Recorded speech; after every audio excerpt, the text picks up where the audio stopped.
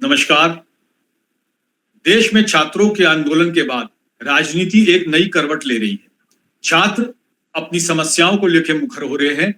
जहां पहले जेनजी ने अपनी समस्याओं को लेकर प्रदर्शन किया, जिसमें पेपर लीक और नौकरियां भर्ती प्रमुख थी, अब जेन अल्फा भी अपने स्कूलों की समस्याओं को लेकर सड़क पे उतर रहा है। इस बीच केंद्र में शासित बीजेपी, जो पिछले 12 साल से इनकी समस्याओं से मुंह मोड़े हुए थी, उसे भी इस तरफ ध्यान देना पड़ रहा है। इस बीच बीजेपी में एक नई गतिविधि हुई है, जो उनके संगठन में नई फेरबदल की गई है। नए नवयुक्त नितिन नवीन, जो राष्ट्रीय अध्यक्ष हैं, उन्होंने अपनी नई टीम का गठन किया है। और इस टीम से क्या संकेत मिलते हैं?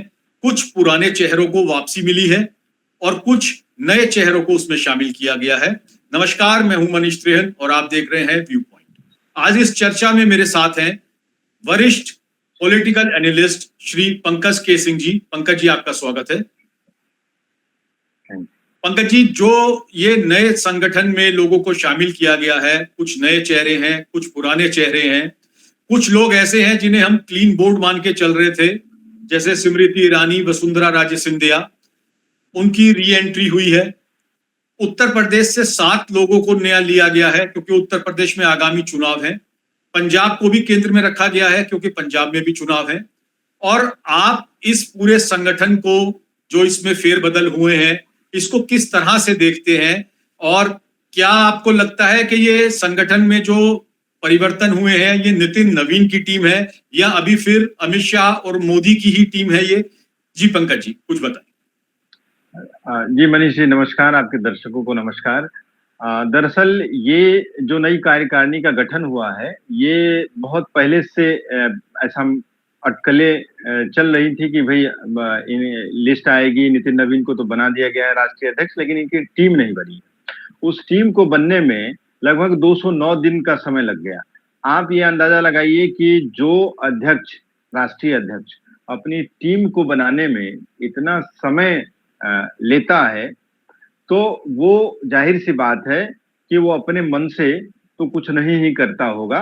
जो चीजें पिछले 12 वर्षों में भारतीय जनता पार्टी के अंदर विद इन अ पार्टी और विद इन अ सरकार, तो सरकार और पार्टी को हम लोग अलग अलग रखते हैं, तो पार्टी में ऐसा माना जा रहा था कि ऐसे चेहरे, जो चेहरे कहीं ना कहीं उपेक्षित हैं, मतलब जिनको सरकार में भागीदारी नहीं मिली है और जो संगठन में काम करते रहे हैं, या ऐसे चेहरे जिनके बारे में इंटरनली क्या होता है कि सभी दलों में ऐसा होता है, लेकिन भारतीय जनता पार्टी चूंकि सत्ता में है, सत्तारूढ़ पार्टी है, तो वहां पे ऑब्वियसली बहुत संख्या में पदाधिकारी इनके हैं जो चाहते थे कि राष्ट्रीय टीम में उनको जगह मिले।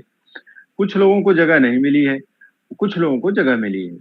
इसमें 2-3 नाम ऐसे हैं जिसमें चर्चा करना बहुत ही लाजमी भी है, और जाहिर सी बात है कि उनके रोल को किसी न किसी तरीके से डिफाइन किया गया है और उस पे हम लोग बात कर सकते हैं। 1-2 नाम है, जैसे कि वसुंधरा राजे सिंधिया का नाम आप देख लीजिए। वसुंधरा राजे के बारे में कहा जाता रहा है कि वो संगठन से, प्रधानमंत्री से बेहद नाराज, बेहद खफा चल रही है। वो इसलिए क्योंकि उनको सीएम राजस्थान का नहीं बनाया गया। और आपने देखा ही होगा, दर्शकों को याद होगा कि जब राजनाथ सिंह ऑब्जर्वर बन के गए राजस्थान, और जब भजन लाल शर्मा के नाम से पर्ची निकाली गई, तो जो मंच लगा हुआ था जहां वसुंधरा राजे सिंधिया भी बैठी हुई थी, वो कितनी नाराज हुई, उनके बॉडी लैंग्वेज से समझा जा सकता था। तो एक बहुत बड़ी बात है अगर वो मानी है और संगठन में उनकी वापसी हुई है, तो एक बड़ी बात है। दूसरी बात है कि राम माधव को लेकर के, जो जम्मू कश्मीर पहले देखा करते थे, पूर्वोत्तर के राज्यों में कहा जाता है कि उनका अच्छा खासा अनुभव है वहां पे काम करने का, उनको जगह मिला है। लेकिन इसमें कुछ ऐसे भी नाम हैं जिनके ऊपर कई तरह के आरोप हैं।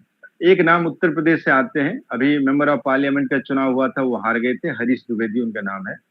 वहां एक अलग प्रकार की राजनीति, अभी आपने देखा होगा पब्लिक डोमेन में है कुछ चीजें, कुछ गांजा तस्करों की गिरफ्तारी हुई थी उत्तर प्रदेश में, और खास करके इस कांवड़ यात्रा की मैं बात कर रहा हूँ। और कांवड़ यात्रा में ये बताया गया कि वहां के एक भारतीय जनता पार्टी के सभासद हैं, उनको भी पुलिस ने गिरफ्तार करके उनको शायद जेल भी भेजा है। और वहाँ के जो एसपी हैं उनका बयान भी आया था कि इनके तार कई बड़े लोगों से जुड़े हुए हैं। तो आरोप ये है कि हरीश द्विवेदी गांजा तस्करी में कहीं ना कहीं संलिप्त हैं, ये आरोप है। तो चूंकि सरकार भारतीय जनता पार्टी की है तो इन सारी बातों को दबा दिया जाता है। दूसरी बात मैं ये कहना चाहता हूँ कि भाजपा एक ऐसी पार्टी है जो जिनके ऊपर जितने दाग हैं, जो जितने आरोपित हैं, जिनके बारे में जितनी बातें कही जाती है, उनको उतना ही बड़ा तमगा मिलता है।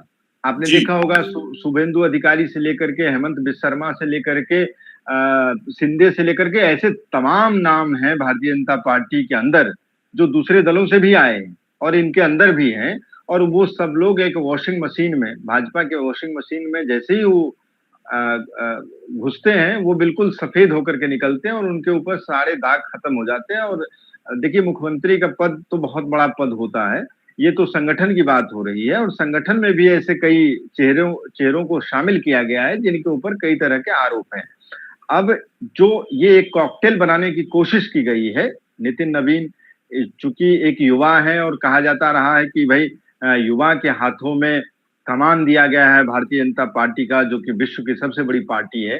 तो ऐसे में ये देखना दिलचस्प होगा कि ये जो टीम बनी है, ये टीम का परफॉर्मेंस बहुत ही मायने रखेगा, क्योंकि इस अगले साल 5 विधानसभाओं में चुनाव है। इसमें कई स्टेट में भारतीय जनता पार्टी खुद शासन में है। और दूसरी जो बड़ी बात है वो ये कि जिस सीट पे नितिन नवीन जीत करके विधानसभा पहुंचे थे, बिहार के बांकीपुर में, वो हाल ही में वो सीट इन्होंने लूज किया है और ये बहुत बुरी तरीके से हारे हैं, जो एक गढ़ कहा जाता था। तो नितिन नवीन एक तरीके से बैकफुट पे है। और हम सब जानते हैं, सर्वविदित है कि इस भारतीय जनता पार्टी को और जो वर्तमान में केंद्र में सरकार चल रही है उसको दो ही लोग चला रहे हैं। एक माननीय प्रधानमंत्री नरेंद्र मोदी जी और दूसरे अमित शाह जो गृह मंत्री है। और इन्हीं की छाप मोटे मोटे तौर पे ये संगठन में भी देखने को आपको मिलेगा। वो इसलिए मैं कह रहा हूं क्योंकि कई भारतीय जनता पार्टी के नेताओं से हमारी विगत दिनों बातचीत हुई, तो एक ही चीज कहना था, जो जहां सिफारिश लगा रहे थे, जो जहां अपनी सेटिंग वेटिंग कर रहे थे कि उनको जगह मिल जाए, स्थान मिल जाए, वो सीधे तौर पे लोग ये मानते हैं और कहते भी नहीं थकते हैं कि सीधे आप नंबर 2 के पास जाइए। यानी अमित शाह के परमिशन के बगैर किसी भी व्यक्ति को कोई जगह न पार्टी में न सरकार में। ये स्थिति भारतीय जनता पार्टी की है। इस बात को समूचा दल जानता है और जितने भी लोग हैं और खास करके हमारे जैसे जितने पत्रकार हैं वो भी इस बात को बखूबी जानते हैं। अब सवाल एक ही है। मैं आपकी बात से पूरी तरह सहमत हूं कि भाजपा में जो जितना भ्रष्ट है और जिसका कैरेक्टर जितना खराब है उसको उतने ही ऊंचे पद पे आसीन किया जाता है। अब आप देखिए, राम माधव को लेके भी जो है ये हमेशा संघ की तरफ से रहे हैं और प्रवक्ता भी रहे। कई राज्यों में भी इन्होंने जो है वो अपनी जिम्मेदारी का निर्वहन किया। और जम्मू कश्मीर के पूर्व गवर्नर जो थे सतपाल मलिक जी, उनका खुल के ये कहना था कि ये करोड़ों रुपए का डील लेके रिलायंस की तरफ से उनके पास आए थे और उन्होंने उसे नाकार दिया। तो उसके बाद इन्हें जो है वो कहीं पीछे हटा दिया गया था, ये लाइमलाइट में नहीं रहे, लेकिन अब दोबारा इन्हें उजागर किया गया है।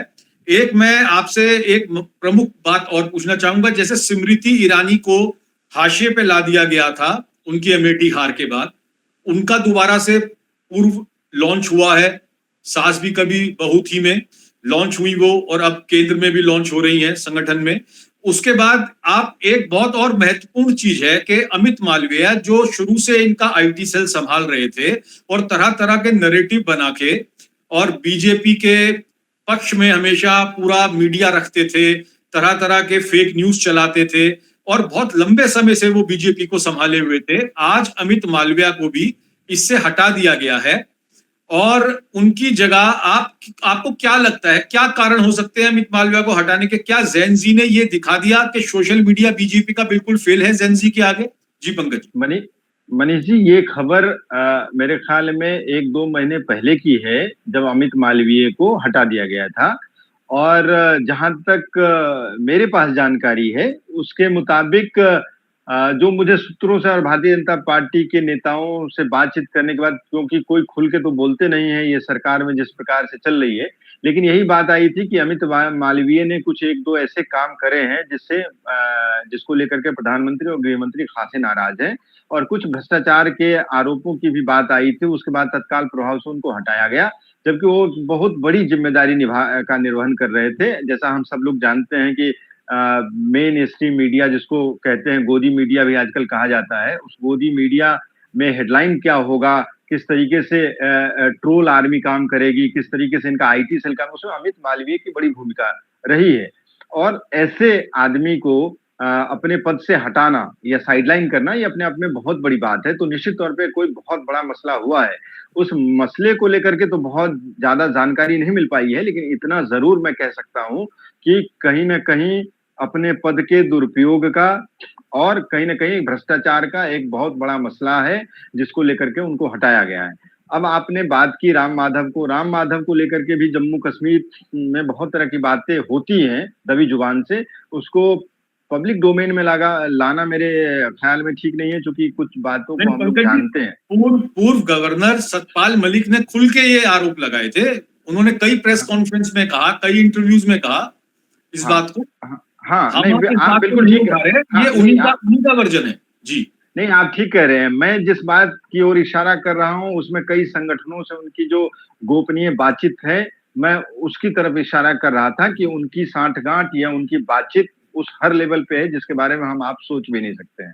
तो मेरे कहने का ये मतलब है कि हरीश द्विवेदी जैसे व्यक्ति जिनके ऊपर आरोप है गांजा तस्करी का, ऐसे लोगों को संगठन में लाया जाता है, तो निश्चित तौर पे एक सवाल तो खड़ा होता ही है कि भाई जिस पार्टी विद द डिफरेंस की भारतीय जनता पार्टी बात करती है, या आप कहते हैं कि आप विश्व के सबसे बड़ी पार्टी हैं और आपके इतने सारे मेंबर्स हैं, तो आप क्या उनको दिखाना चाहते हैं कि यही है आपका पार्टी विद द डिफरेंस, कि हम और पार्टियों से अलग हैं? आप और पार्टी से अलग नहीं है, आप तो और दलदल में घुसे हुए हैं, जहां पे ये आता है कि जो जितना बड़ा संदिग्ध काम करेगा, जो बड़े भ्रष्टाचारी होगा, जो बड़ा दुराचारी होगा, और ऐसे तमाम इनके जनप्रतिनिधि भी हैं जिनके ऊपर तमाम बड़े बड़े मुकदमे हैं, तो ऐसे लोगों को आप और प्रोत्साहित करेंगे, ऐसे लोगों को और आप जिम्मेदारी देंगे, और ऐसे ही लोग आपके प्रिय होंगे। ये बात तो जगजाहिर है, इस बात को तो कोई डिनाई नहीं कर सकता है।